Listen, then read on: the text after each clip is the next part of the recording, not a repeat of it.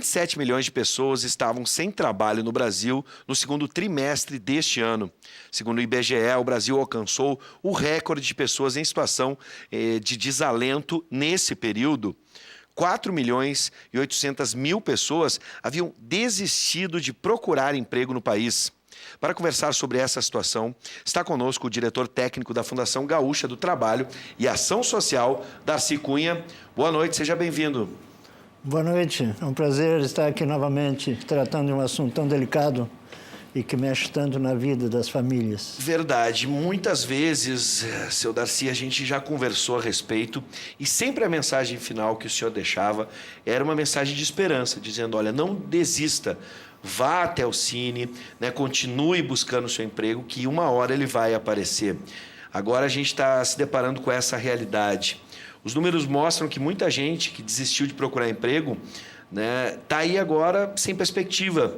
Por que isso acontece? Vocês lá têm esse contato com eles? Eu imagino que são diversas razões, mas a principal, a gente sabe que as vagas hoje são limitadas, mas por que as pessoas desistiram de ter pelo menos a esperança de que em algum momento a coisa pode melhorar?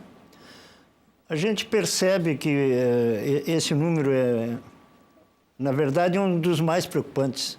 É quando a pessoa desiste de se colocar no mercado de trabalho, novamente se recolocar no mercado de trabalho. E a gente tem percebido que isso acontece para um número cada vez maior de pessoas, principalmente pelo fato de ficarem muito tempo buscando uma vaga de trabalho, indo fazendo entrevistas. Por mais que a gente imagine e constate, é pouco uma passagem de ônibus e daí volta, um lanche no centro, é pouco, mas para quem está desempregado, às vezes, não tem esse valor. Eu fui tantas entrevistas e não passei nenhuma, não fui classificado, e vão desistindo, ficando mais no trabalho doméstico, fazendo o bico. E é preocupante, porque esse número assusta.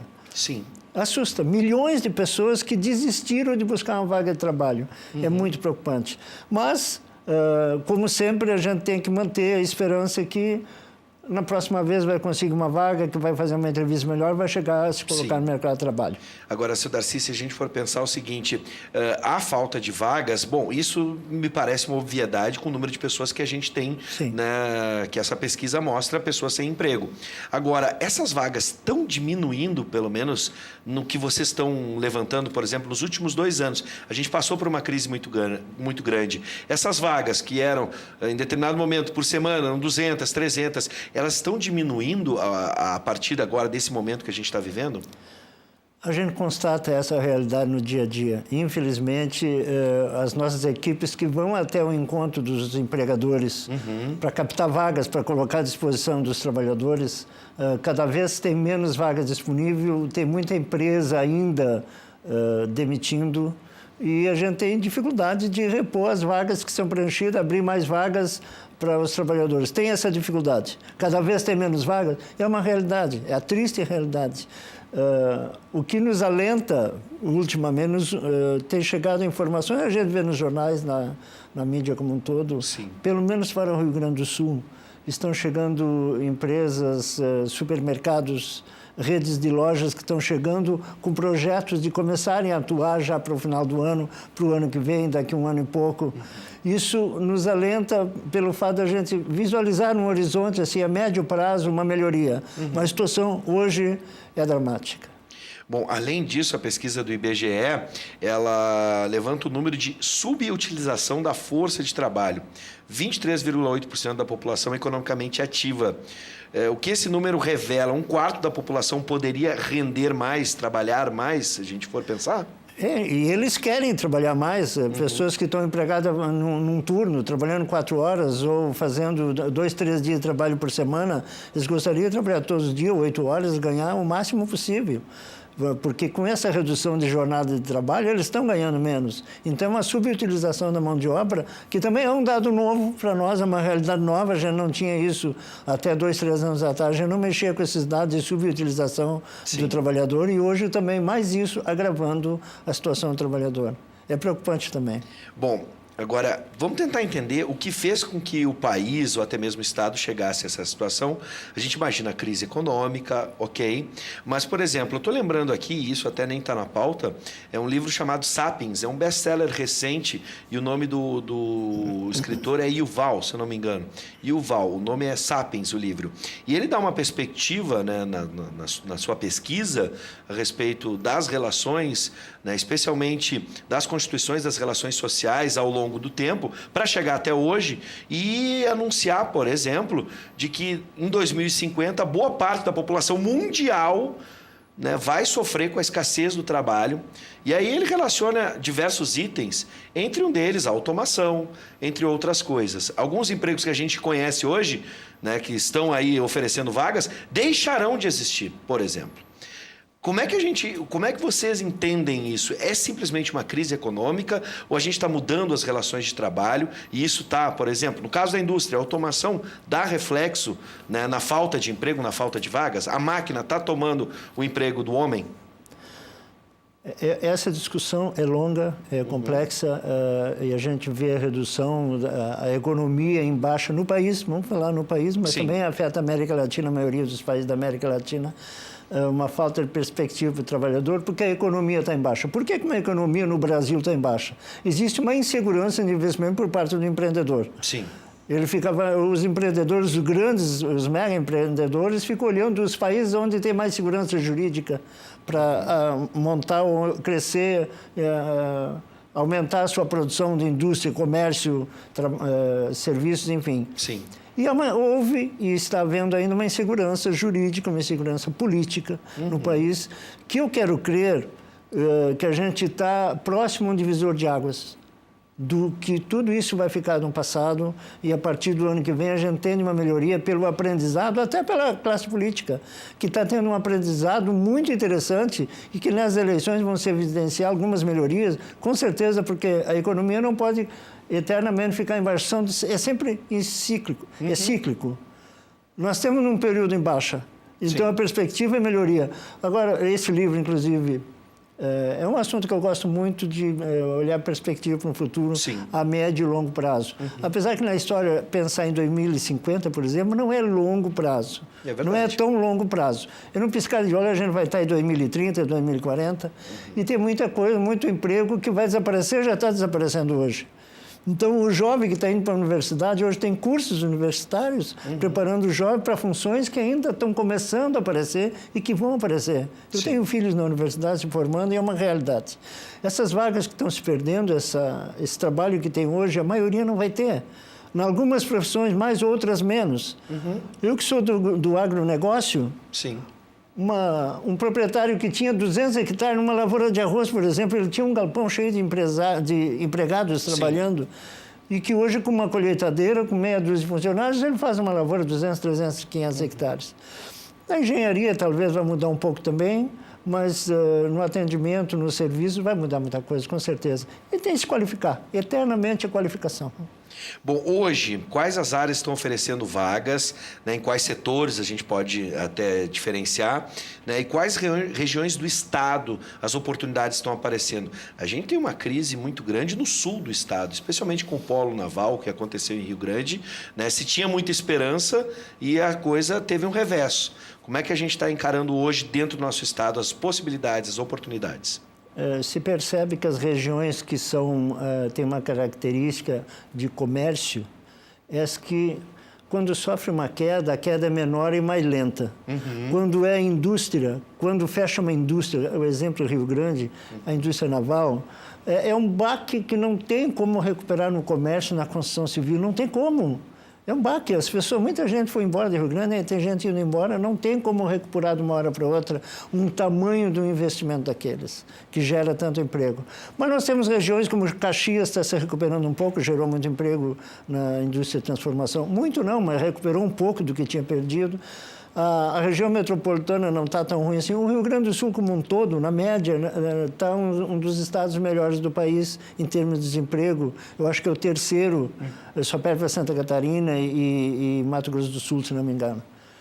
Então, essa recuperação lenta para algumas regiões e para outras um pouquinho mais rápido, mas hoje, no estado, A indústria está empregando um pouquinho mais, depois vem o comércio e os serviços. Na região metropolitana, o comércio está empregando mais, depois os serviços, depois a construção civil. É que tem mais vagas.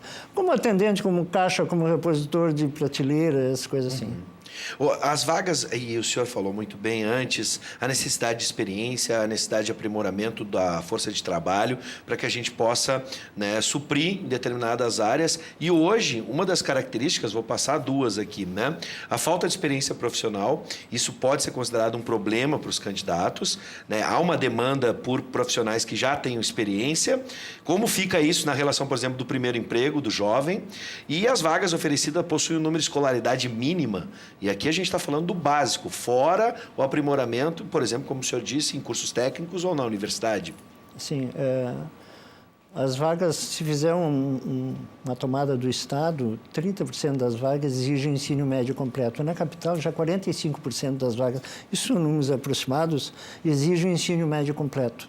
Quanto à experiência, o Estado exige experiência de 50% das pessoas com experiência, sendo que 50% não exige experiência e na região metropolitana 70% não exige experiência. Veja bem como é que a gente pode avaliar no dia a dia, porque isso é exigência, o cadastro da vaga, o perfil da vaga, não exige experiência. 70% na região metropolitana. Aí nós encaminhamos os candidatos, todos os dias, isso é uma atividade diária.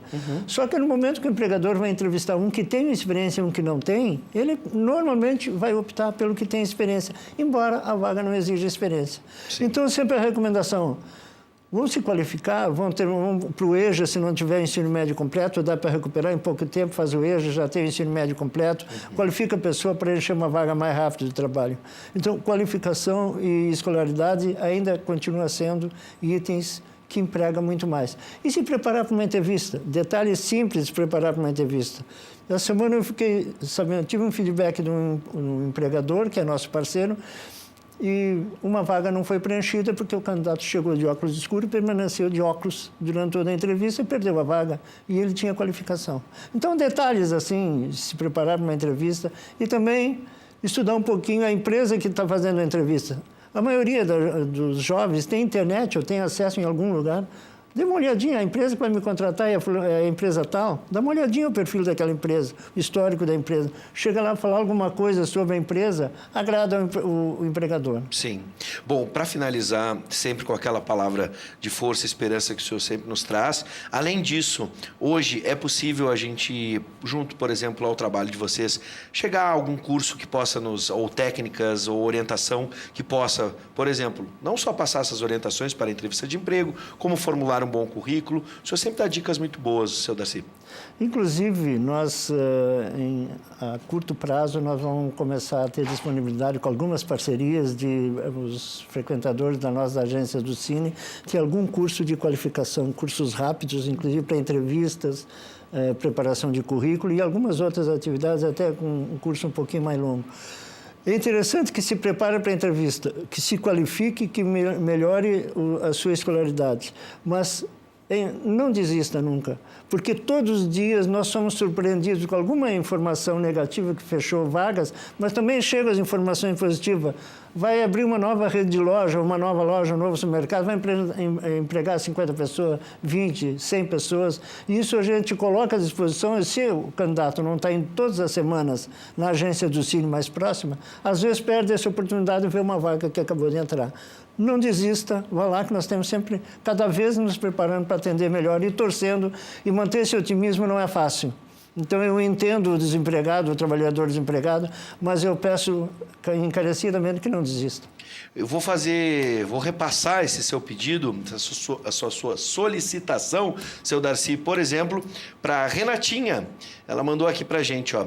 Eu, como camareira, desisti de procurar minha função por não encontrar vagas, mas fora o transporte público que está mais caro. Então, você vai atrás do emprego e acaba gastando e não te chamam. Está aqui a Renatinha, que inclusive deixou o e-mail dela disponível para que interessados, né, quem está procurando aí a função de camareira, possa entrar em contato com a Renata de Porto Alegre. Renata, faça como o seu Darcy está nos orientando, né?